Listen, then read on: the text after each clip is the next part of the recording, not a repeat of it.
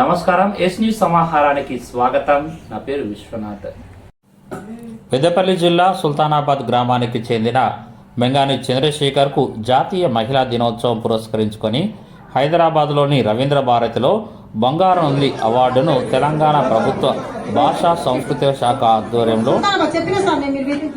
GCS Vadluri foundation వ్యవస్థాపకులు శ్రీనివాసరాజు చంద్రశేఖర్కు జాతీయ మహిళా దినోత్సవం పురస్కరించుకుని అవార్డును అందించారు.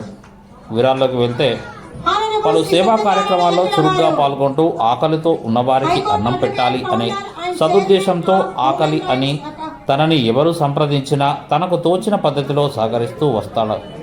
అలాగే ఎవరైనా నిరుపేదలు మరణిస్తే వారి దహన సంస్కారాలు ముగించుకొని వచ్చేసరికి వారి ఇంటికి భోజనాలు పంపిస్తారు. జీసీఎస్ వడ్లూరి ఫౌండేషన్ ప్రతి సంవత్సరం పలు సేవా కార్యక్రమాలు చేసేవారిని గుర్తించి అవార్డులు అందిస్తున్నాయి.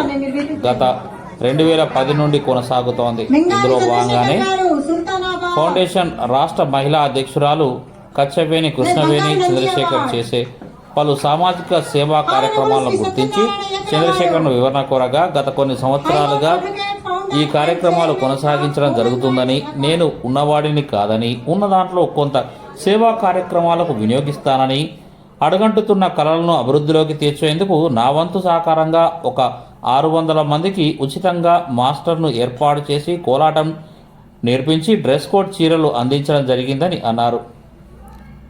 అలాగే ఎవరైనా పేదవారు మరణిస్తే వారికి దాన సంస్కారాలకు కూడా సహాయ సహకారాలు అందించినట్లు తెలిపారు.